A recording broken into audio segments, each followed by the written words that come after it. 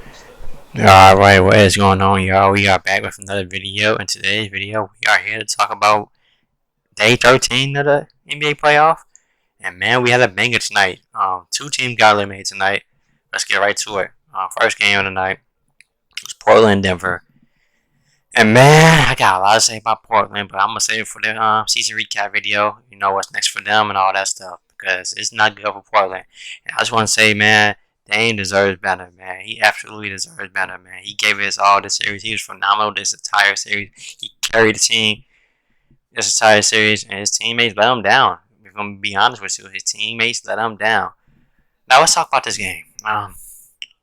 Portland had things under control for most of the game. They was up by 14 with less than 3 minutes left in the third quarter, and then Nurkic got 4 fouls in 1 quarter. Nurkic had 4 fouls in 1 quarter. He hurt his team a lot this series by staying in foul trouble. Yeah, he had a heavy burden on guarding Jokic, but he hurt his team by being in foul trouble every game. He was averaging 5 fouls a game. Fouled out 3 times this series. 3 times in 6 games. And he was in foul trouble once again. This game was really, in my opinion, changed momentum of this game. Because Jokic absolutely went off in that second half. But let me bounce back on the Denver side of things real quick. In the first quarter, Michael Porter Jr. was on fire. I believe he had 22 in the first quarter, which was absolutely insane. Then he cooled down for the rest of the game. He ended up with 26. And then Jokic has imprint all over the game. First half, Portland did a great job in getting Jokic in foul trouble, which he was, Jokic was really a non-factor in that first half due to foul trouble. But that second half, Jokic got, back to his MVP self. Was aggressive, got, created opportunities and open shots for his teammates. Jokic finished that second half was phenomenal. Ended up with 36 points, 8 rebounds, 6 assists, and really put the pressure on Portland's defense. They had no answer for Jokic. They didn't even have a chance to contain Jokic this entire series. That was my biggest problem, right? But Portland this whole year, they had offensive firepower, but they could not defend the so they had no answer for Jokic. They couldn't even contain him a little bit. Whew. So Jokic, great job. You was phenomenal in the second half, and a huge reason as for why they won late in this game. I want to give a shout out to Monte Moore, one of my favorite role players in the league, one of the best backup point guards in the league, and in my opinion, he's a starter in this league. He was great once again. I believe he had like 22. He had big buckets in that fourth quarter. Really played under control the pace of the game for this Denver team alongside Jokic, and he was just phenomenal, man. Made the right play every time. He was great throughout this, majority of the series. Love to play with Monte Morris. He's gonna be big for them going forward in the next series against Phoenix. Now let's talk about Portland very quickly. Dane passing was phenomenal today. Had 13 assists today. Struggled in the second half shooting. You could tell he's fatigued from carrying the team the entire series, especially last game with the 55-point performance. And once again, his teammates let him down. CJ McCollum, unfortunately, these past couple of games was not good. So 9 for 21 today, and 21 points but on 21 shots. So he had to be better. And man, Portland got a lot of question marks going into this off season. Like I said, I'm gonna go more in depth for Portland, in the video this weekend about them. So stay tuned for that. But then Nurkic, man, Nurkic foul trouble, like I was mentioning earlier, really hurt the momentum of this game. Really changed the momentum of this game. That's the correct phrase for it. And then nobody else really helped Norman Powell, helped Portland in the first half, but he really was a no-show. The second half, Dame didn't get no help in this second half. Dame didn't have a good fourth quarter, but like I said, he's fatigued and he had so much on his plate, and the whole entire defense was so focused on Dame that they made others beat him, and the others did not beat him tonight. So man, Portland goes out with another first round loss, and I think he's gonna see some major changes from Portland this season. We could possibly see CJ McCollum be missing in the trade. We're gonna see, man. Nurkic, the way he sound like in his press conference, don't sound like he might not be back. So I think this is it for their coach as well. I think major changes for Portland. And I love the loyalty of Dame, but this team is not doing him right, man. It is unfortunate that they can't get it done. They just can't get it done. So I love the fact that Dame plays so hard this series. Dame continues to be one of my favorite players in the league, man. It's just unfortunate that he don't have the necessary help to make a really deep run in the playoffs or have any type of chance of being a championship contender team right now. Because they're not close to being a contender team right now. So yeah, that's it for that. Let's go to game number 2. And man, the Phoenix Suns, the LA Lakers. The LA Lakers are officially out the playoffs, man. Who would have thought that, coming into the beginning of the season, that the Lakers would have lost in the first round? The defending champs Lakers.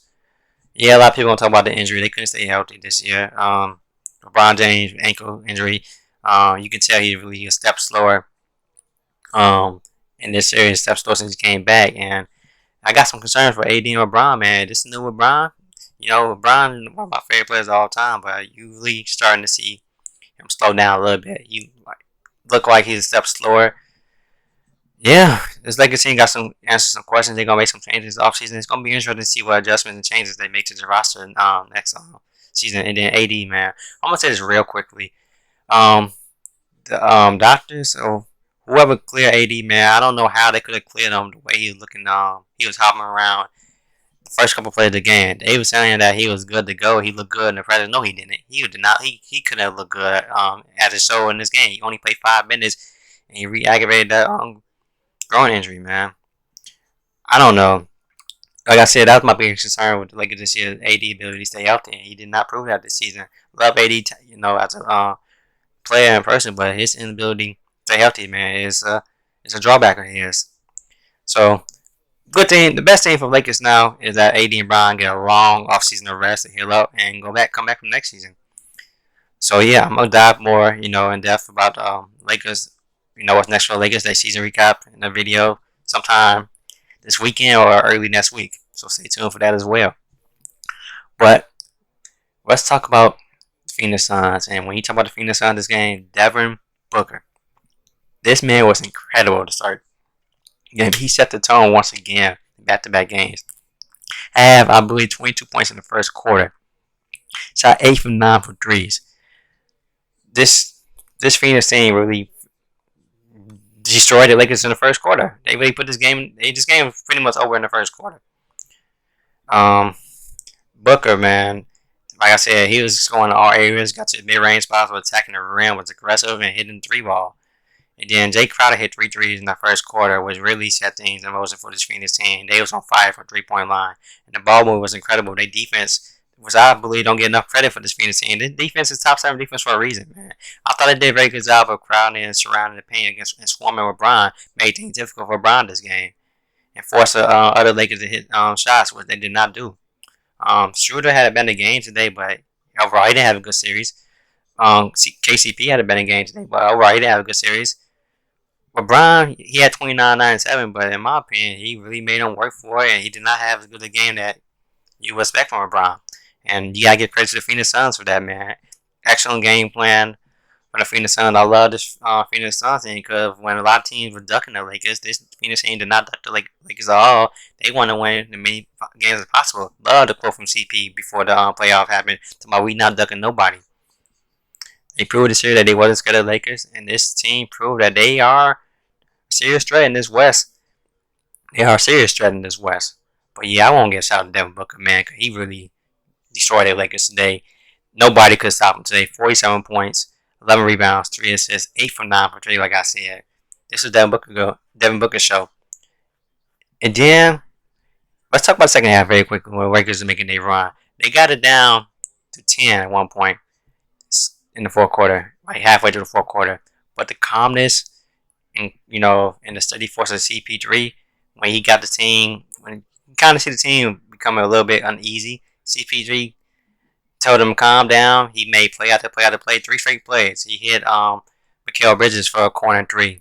He hit Cameron Johnson for a 3. And then he hit that pull-up mid-range shot to to set the to send the lead back up to 17, 18 points, I believe. So the calmness and steadiness of CP3, and that's why you get him. That's why you get a play like CP3 for moments like that. So I gotta give a shout out to Chris Paul. He was clearly hurt with a shoulder injury. You could tell from the 3-point line he was struggling to shoot his 3-point line. The shot looked better today. It was in and out shots, but you could tell that shoulder still bothering him. Now he get a few days to rest that shoulder and go get ready for Denver, man, which will be a very entertaining series. So yeah, want to give a credit to Phoenix Suns, man. Whew, love the way this team played. Love the togetherness of this team, the feistiness of this team, the toughness of this team, man. This team is good, man. And I'm proud of that. The world is finally seeing Devin Booker, how good Devin Booker really is. So let me know in the comment section how you guys feel about the Lakers squad. What change do you think this Lakers squad is gonna make? Who you guys think not coming back? Who you guys think gonna come back? Let me know what Portland need to do next. What major changes do you think is gonna happen with Portland, or do you think Portland gonna run it back? I don't see any possible way that Portland can run it back. But I'll ramble on long enough, man. Hope you guys enjoyed this video. Be on the lookout for more season recaps and what's next for teams like Memphis. Potentially, I might do. I don't know. I'll save it for tomorrow. But yeah, hope you guys enjoyed this video. And I'll catch you guys tomorrow for season recap for the Memphis Grizzlies, and then tomorrow night recaps. Tomorrow recap of the Clippers versus Dallas game. So yeah, catch y'all tomorrow.